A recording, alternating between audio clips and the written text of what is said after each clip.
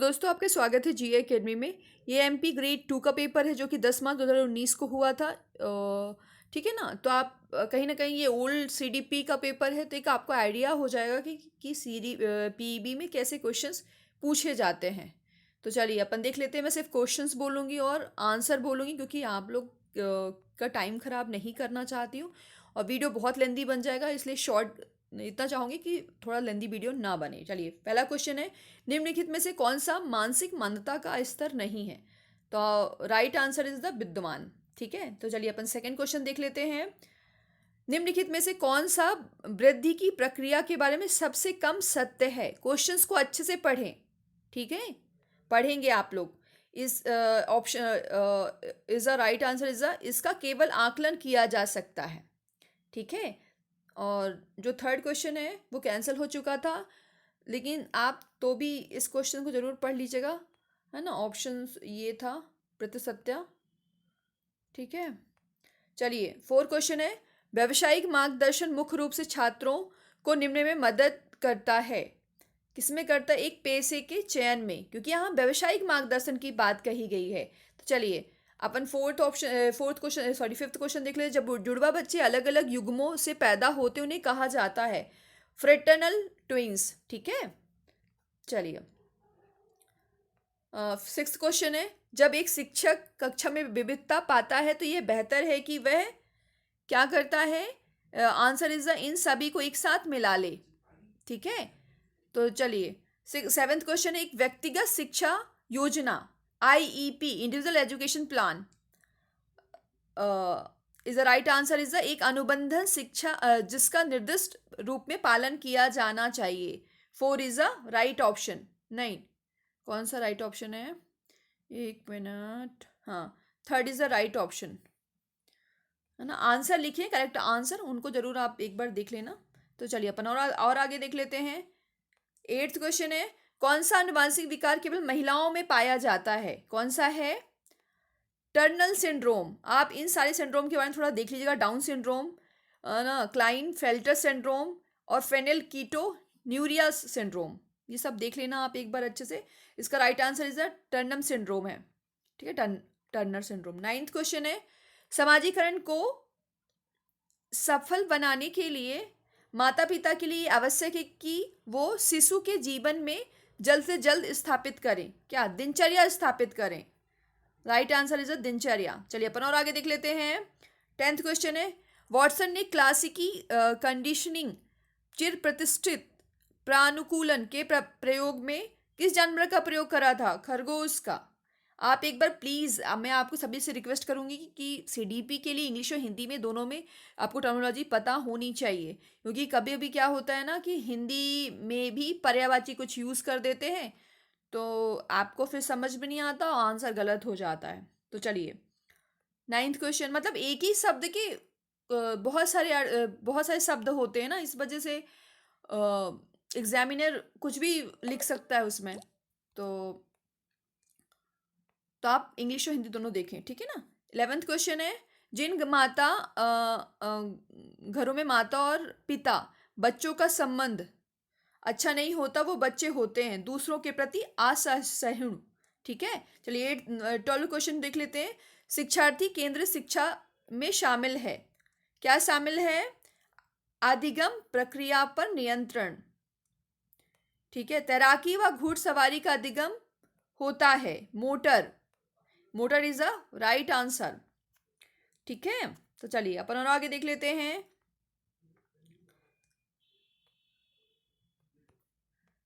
14 question है, एक बच्चा हर बार हैरान होता है जब उसकी माँ अपनी आंखों को ढक देती है, ऐसा होना चाहिए, फिर उन्हें खोल देती है। तो जीन पियाजे जीन पियाजेटियन संज्ञानात्मक अवधारणा को बच्चा अभी तक समझ नहीं पाया है, तो इस खेल को कितना इतना रोमांचक बनाता है? वस्तु स्थायित्व। ठीक है, तो चलिए 15 क्वेश्चन है, भाषण स्पीच की सबसे छोटी इकाई के अध्ययन को कहा जाता है, क्या है? ध्व- ध्वनि विज्ञान। ठीक है, अध्ययन पूछा है यहाँ पे। तब याद रखें एक एक शब्द का मतलब आपको पता होना चाहिए। 16 क्वेश्चन, निम्नलिखित में से कौन सा स्टर्न वर्ग द्वारा वर्णित एक प्रकार की बुद्धि नहीं है? राइट आंसर इज द तार्किक गणितीय तत्व। ठीक है।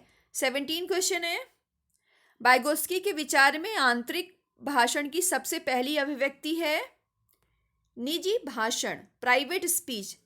इसलिए मैं बोलती हूँ कि टर्मिनोलॉजी इंग्लिश और हिंदी दोनों में देखें, तभी आपको पता हो पाएगा। नहीं तो बुक्स में तो देखेंगे ना हिंदी में तो कुछ और लिखा रहता है ना। 18 क्वेश्चन है, which of following is a not social motivate that drives behaviour. Sorry English में, हिंदी में पढ़ना था। निम्नलिखित में से कौन से एक सामाजिक अभिप्रेरक नहीं है जो व्यवहार को संचालित करते हैं? बुद्धि। ठीक है। चलिए 19 क्वेश्चन है, किस अमेरिकी मनोवैज्ञानिक ने मनोवैज्ञानिक संबंधवाद विकसित किया? यह विश्वास है कि संबंध कथित उत्तेजनाओं और उत्सर्जित प्रतिक्रियाओं के बीच बनते हैं। एडवर्ड थॉर्नडाइक, है ना। ये है answer is a third.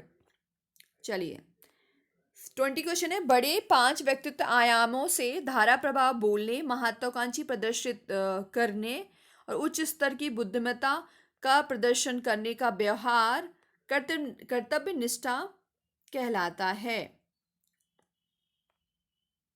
21 question है, वाइगोत्स्की के अनुसार मतलब किसी एक को छोड़, मतलब जो ऑप्शन दिए गए हैं उनको छोड़कर निम्नलिखित पीढ़ी से पीढ़ी दर तक हस्तांतरित होते हैं। तो कौन है वो? अज्ञानता।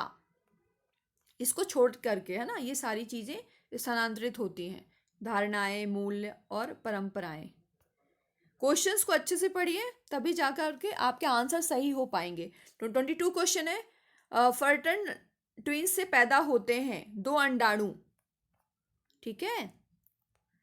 23 क्वेश्चन है, कौन सी अवधारणा ऐसे विश्वास को निरूपित करती है जो कोई विशेष क्षेत्र में वांछित परिणाम प्राप्त कर सकता है? प्रभावकारिता। ठीक है। 24, इस एक तकनीकी के विचार में मंथन ब्रेन स्टॉर्मिंग से अधिगम की प्रक्रिया में को बेहतर बनाने में मदद मिलती है। रचनात्मक इज अ राइट आंसर। ठीक है। 25 क्वेश्चन है, शिक्षण की खेल विधि में की शिक्षा स्कीमा में जोड़ देती है, प्रकृतिवादी। ठीक है। ये कैंसिल हो गया था। निम्नलिखित में कौन से एक समाजीकरण एजेंसी नहीं है, एजेंसी है, तो इसमें कैंसिल हो गया था। ठीक है। चलिए ये भी कैंसिल हो गया था। इसमें से हर उम्र के छात्रों की एक अधिगम शैली है, इसका राइट आंसर क्या था? उपयुक्त सभी था। ठीक है। 26 का सभी था और 27 का भी सभी था। 28 भी कैंसिल हो गया था। गुणोरोपण सिद्धांत एंट्रीब्यूशन थ्योरी को इनके द्वारा प्रतिपादित किया गया, ब्रेनॉर्ड बिनर के द्वारा, ये भी कैंसिल हो गया। ठीक है। 29 क्वेश्चन है, छात्रों की रुचि और ध्यान आकर्षित करने के लिए सबसे कम प्रभावी तरीका है व्याख्यान विधि। याद रखिए, क्वेश्चंस को अच्छे से पढ़ा करिए। डीम फेसाइजिंग कंठस्थ अधिगम निम्न का एक हिस्सा है प्रगतिशील शिक्षा का। ठीक है। ये 30 क्वेश्चन कंप्लीट हुए। ऐसे करके मैं सारे वीडियोस अपलोड कर दूंगी धीरे धीरे करके, तो आप लोग देखते रहना। ठीक है ना। Thank you.